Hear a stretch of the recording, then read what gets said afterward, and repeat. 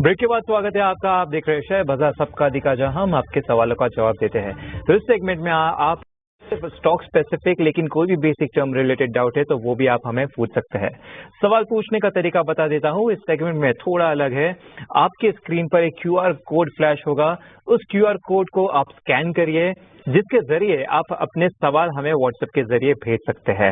इसके साथ साथ यूट्यूब पे भी जो हमें दर्शक देख रहे हैं वो कमेंट सेक्शन में भी अपने सवाल भेज सकते हैं, क्योंकि टाइम टू टाइम हम वहां से भी सवाल लेते रहते हैं। तो फिलहाल हमारे साथ गौरंग जी तो जुड़े हुए ही है, साथ साथ अजीत मिश्रा भी हमारे साथ जुड़ चुके हैं। तो आपका बहुत बहुत शुक्रिया हमारे साथ जुड़ने के लिए। तो अजीत जी, बाजार जरा देखिए, बाजार देखे तो फिसलता हुआ नजर आ रहा है। मंडे को जो गिरावट आई थी उसके लो के आसपास ही आके थोड़ा रुकता हुआ नजर आ रहा है। तो बताइए कि यहाँ से कहाँ जा सकता है? निफ्टी और टूटने के चांसेस है या फिर यहाँ पे थोड़ा सपोर्ट लेता हुआ दिख सकता है? गुड मॉर्निंग अंश। अंश देखिए, दो चीजें हैं यहाँ पे इम्पोर्टेंट कि पहले जिस तरीके से हमने देखा था कि लास्ट वीक रिकवरी का अटेम्प्ट हुआ था थर्सडे को, बट उस पूरे सारे गेन्स को हमने एलिमिनेट कर दिया और हर राइज पे बेसिकली हम देख रहे हैं कि सेलिंग प्रेशर इमर्ज हो रहा है। तो की सेक्टर बेसिकली जो कि मार्केट को सपोर्ट कर रहे थे इस पूरी रिकवरी में, बैंकिंग और आईटी, उसमें से बैंकिंग का जो टेक्सचर है वो चेंज हो चुका है। बैंकिंग जो कि पहले आउट परफॉर्म कर रहा था, वहां पे अंडर परफॉर्मेंस देखने को मिल रही है। तो ये सारे इंडिकेशंस तो यही है अंश की ये नेगेटिविटी एक्सटेंड हो सकती है और पॉसिबली जो नवंबर मंथ के लोस थे 23 to 50 के पास के, उनकी रीटेस्ट की पॉसिबिलिटी काफी ज्यादा है। तो नेगेटिव बायस पोजिशनली तो मेंटेन करके रखना चाहिए जब तक कि आप 24,250 के ऊपर निफ्टी को क्लोज होते हुए नहीं देखते हैं। बिल्कुल, अजीत जी ने जो है इम्पोर्टेंट लेवल्स आईटी और निफ्टी दोनों में ही बताए हैं। लेकिन अब चलते हैं हमारे अगले कॉलर के पास और हमारे साथ जुड़ रहे उम्मीद सिंह रावत जी। उम्मीद जी, कैसे हैं आप? सर जी अच्छे हैं, ठीक है। और सर, आपका स्टॉक कौन सा है सर, और आपका इन्वेस्टमेंट हॉरिजन कितना दिन तक रहेगा, शॉर्ट टर्म की लॉन्ग टर्म? ये है हमारा 67 शेयर्स है और मैंने 518 के हिसाब से लिया था एंड अराउंड 5 to 6 मंथ्स में होल्ड कर सकता हूँ। जी बिल्कुल, तो 6 महीने की होल्डिंग पीरियड का जो है हॉरिजन है 518 पे बाय आया है। और आप देखिए यहाँ पे सिग्निफिकेंट इरोजन हुआ है, लगभग 20% का तो गिरावट देखने मिल रहा है करंट लेवल से। तो इम्पोर्टेंटली देखा जाए कि एक साइड में जो है फंडामेंटली कुछ चेंजेस आ रहे हैं कि टाइम करेक्शन हो रहा है। जरा अजीत जी जरा बताएंगे इम्पोर्टेंट लेवल्स क्या हो सकते हैं एटलीस्ट 6 मंथ्स की हॉरिजन को देख के करंट लेवल से?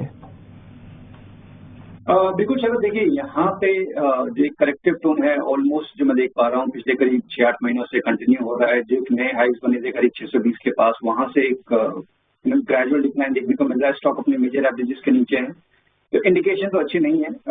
पॉसिबली आपको 375, 380 तक का जोन रीटेस्ट होते हुए शायद नजर आएगा स्टॉक में आने वाले दिनों में। तो ये देखते हुए मेरी रिकमेंडेशन ये होगी कि आप 6 महीने का अगर आपका टाइम होराइजन है तो उन लेवल्स के पास एक बार आप अटेम्प्ट कर सकते हैं इस पोजीशन में ऐड करने का। और पूरी पोजीशन के लिए एक स्टॉप लॉस जरूर मेंटेन करिएगा 350 का। रिकवरी के केस में, क्योंकि रिकवरी में 430, 440 का जोन है वो काफी स्ट्रॉन्ग रेजिस्टेंस रहेगा। वो ब्रेक होने के बाद करीब 475, तो उनके बाइंग प्राइस बेसिकली आने के चांसेस 6 मंथ्स में बहुत कम लग रहे हैं अभी। तो एवरेजिंग डाउन करके ही वो पॉसिबिलिटी एक एग्जिट मिल सकता है उनको, बट 350 का एक स्टॉप लॉस जरूर मेंटेन कीजिएगा। ऑलराइट, चलिए अजीत, यहाँ पर आपने ये सलाह दी है और हम आगे बढ़ते हैं। हमारे साथ व्हाट्सएप के जरिए दीपक से कुछ सवाल ले लेते हैं क्योंकि वहां पे कई सवाल आ रहे हैं। अजीत जी, मैं आपके पास आना चाहूंगा इस सवाल के लिए।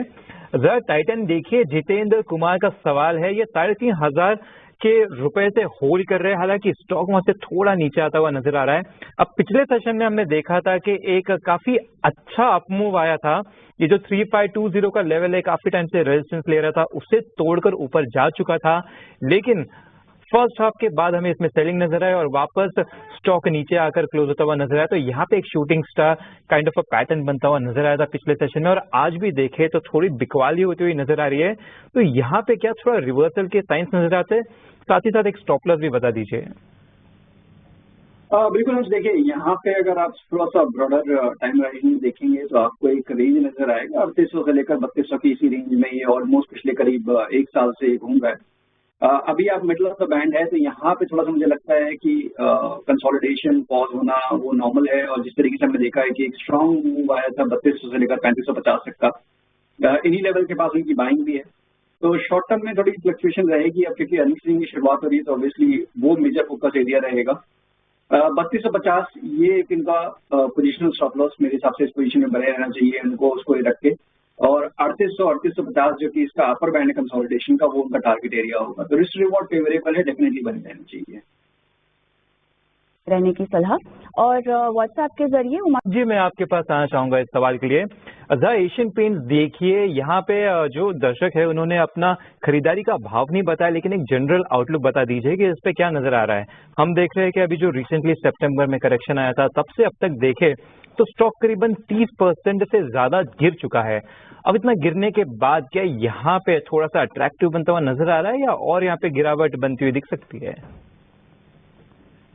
तो हम देखिए काफी लंबा पीरियड इसने स्पेंड किया था। अगर आप इसको मंथली टाइम फ्रेम पे देखेंगे 2021 से लेकर अभी तक नवंबर मंथ तक 2024 के एक रेंज बेसिकली इसने पकड़ रखी थी, करीब 2600 से लेकर 3400 तक की।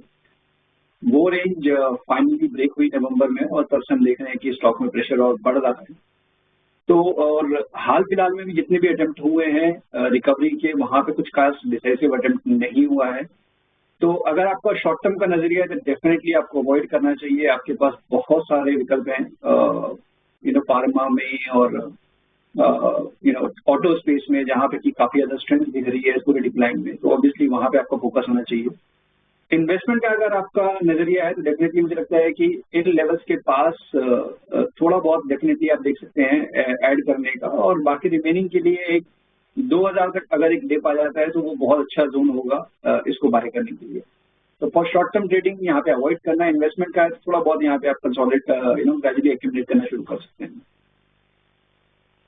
चलिए, तो ये सलाह कुल मिला के एशियन पेंट्स पर निकल के आ रही है। और इसी के साथ गौरांग आपका, अजीत आपका बहुत बहुत धन्यवाद, समय निकाला और दर्शकों का मार्गदर्शन किया आज हमारे बेहद खास शो में। धन्यवाद। और राइट, इसी के साथ शेयर बाजार सबका अधिकार में हम तीनों को भी इजाजत दें, लेकिन ब्रेक के बाद बात करेंगे कमोडिटी बाजार की, मुनाफे की मंडी में। नमस्कार।